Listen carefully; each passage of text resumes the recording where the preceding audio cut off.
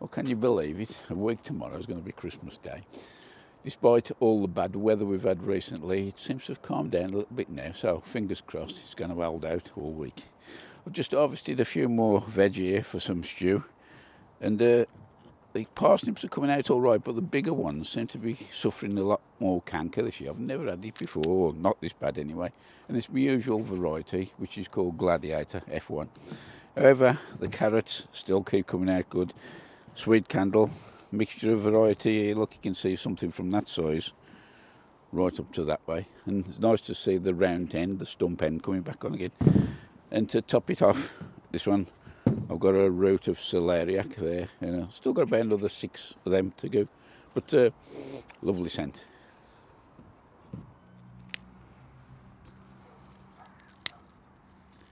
I mentioned in the clip earlier that Christmas is just round the corner, and for me the taste of Christmas is definitely the Brussels sprout.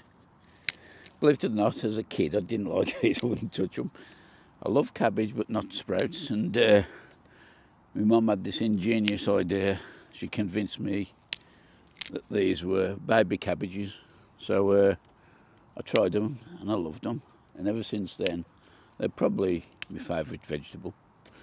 This variety here is called Crispus. It's an F1 club root resistant variety, and it always gives me a decent crop. This year I'm a bit late picking. These matured actually earlier than I wanted. Around about October there's actually sprouts on here I could have picked, but I just left them. I mean, the tops I'm still on. I normally take them off, cut them off and eat them as well, but nonetheless I'm still doing well, and I've got probably about another 10 sticks, which will more than see us through the Christmas period. Something I always intend to do but never quite get round to it is show you my worm bin, and how I look after that. If you watch the channel for definitely the last 2 years, probably 3 years, the stuff what comes out of here I've used mainly for doing my seed sowing, with the addition of a bit of vermiculite and sometimes sharp sand in there. And that there is really good, but you do need to sieve it. But the hardest part of this is drying it out, because it is quite a lot of moisture, and so I put some trays in there, but it takes months and months. However, I'm now going to be feeding them, because although the winter's coming, they still need feeding, and I put all sorts of stuff in there, but I don't do anything like acidic, like onions or nothing like that. This here is a courgette. As I got to the end of the season of these, well, it was quite the end of the season, we got fed up of eating them and nobody else would want them. So I've just left them on the allotment, and although the case is quite hard, the insides tend to go a bit mushy, and once I've scraped the majority of the seeds out, I just chop these up, and the worms actually love it because there's a lot of moisture. So I just give it a little chop like that. Because I've got the worm bin open now, it's now going to be showing you in here, because as soon as the light comes in, the worms die for cover. But the next time I remember, I'll bring the camera as I'm opening it up, and you can see it's absolutely plastered with worms in here. So as I said, this is courgette that I'm using now.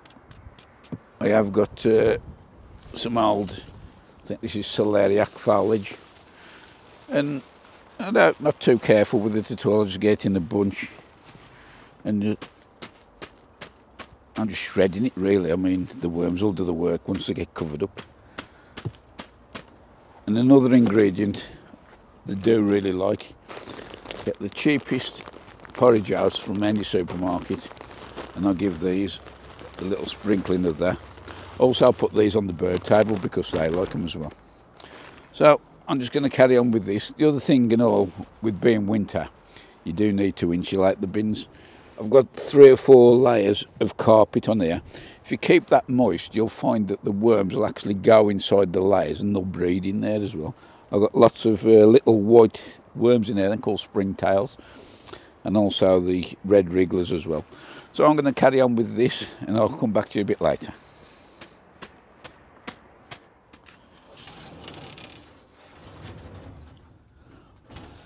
I'll just bring you up to date what's happening in the greenhouse. You may recall 1 or 2 videos ago I actually sowed some onions. Well, I've done a bit of a rookie mistake. What I did, I put them in the heated propagator.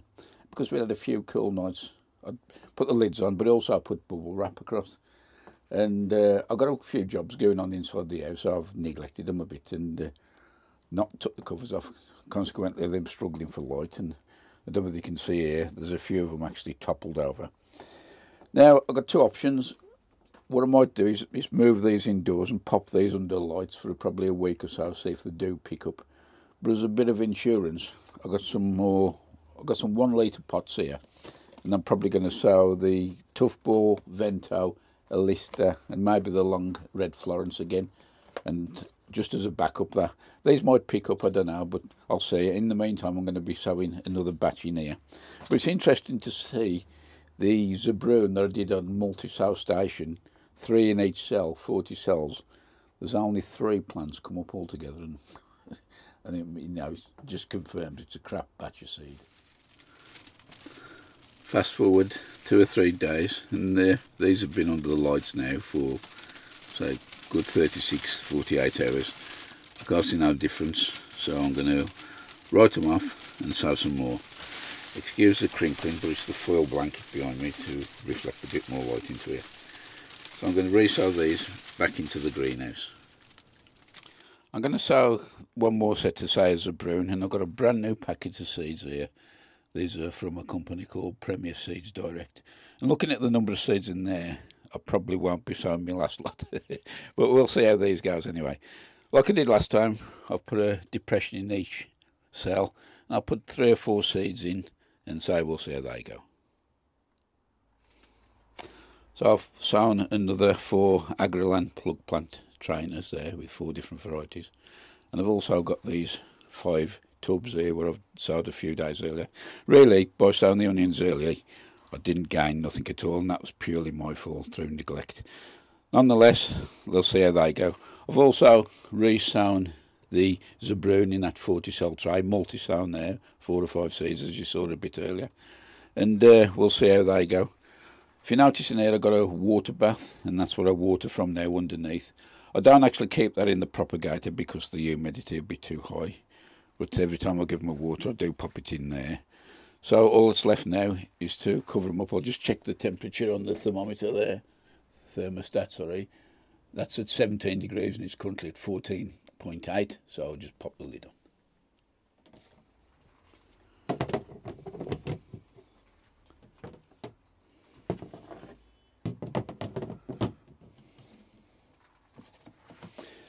It is December the 24th now, which means it's Christmas Eve. And my wife's asked me to get the veg ready today rather than do a scramble for tomorrow. In fact, I was just watching a video that Steve Digwell put up saying that no need to get stressed if you get prepared early. So I'm just going to do it now. Although saying that, it has got very, very fine rain. I think it's forecast for most of the day. So we may as well go and bite the bullet. Putting these covers on the old carrot tanks has certainly paid off, because there's no splitting and nothing so far I've tried. And say, everything's coming out easy. I don't know how I'm going to need. I always pick too many, but oh, unusual, that one, a stray one. I like to eat these carrots raw, just swill them under the tap and crunch on them. I quite often have one of these for my breakfast while I eat on the allotment.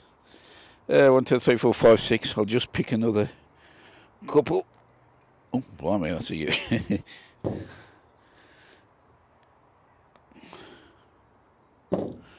Right, let's move on and find a parsnip.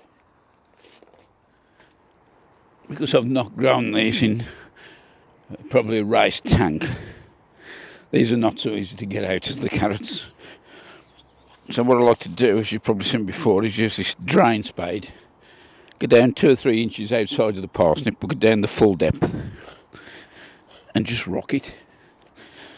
Now hopefully if you've got a decent parsnip underneath, it doesn't snap it off.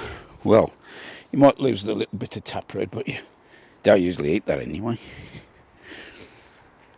So it's like a Christmas day early. We're not sure what we're going to get until we lift it. I could do with a fox to dig this out. He does it much better than I can.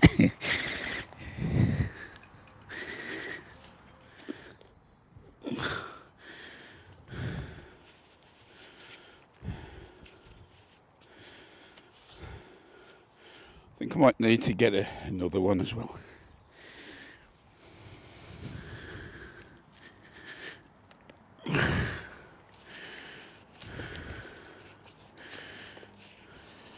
Next up, as I said before, my taste of Christmas, the Brussels sprout.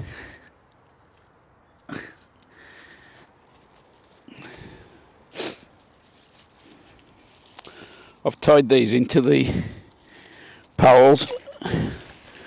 I'll just give them shall I pull them out? I might pull this one out actually.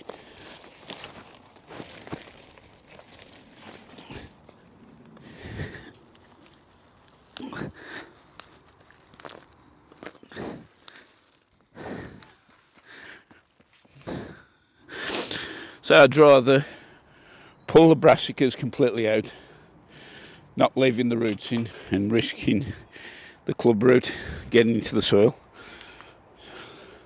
Checking these roots, no sign of club root on the tool. As you can see, these are the Crispus F1, nice variety. One final veg that I'm going to add for the Christmas lunch is the leek.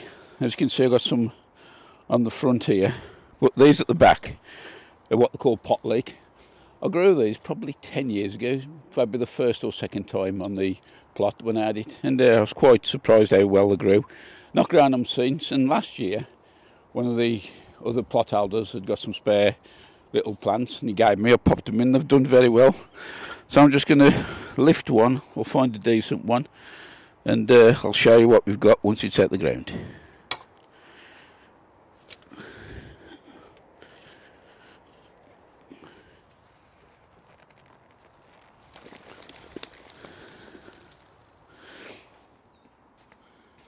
I've just given these a little swill in my little washing tank up there, just to get most of the dirt off before I take them into the house. So that's about it, the harvest for our Christmas lunch. So if you've never grown these pot leeks, give them a try. Nowhere near as long as the normal, but they're big, fatter girth and taste just as good. So that's about it from me, Nigel, at MuddyBootz Allotment, possibly for 2023. So whatever you're doing over the Christmas period, however way you celebrate, whoever you're with, take care, stay safe, and I hope to see you in the new year. Bye for now.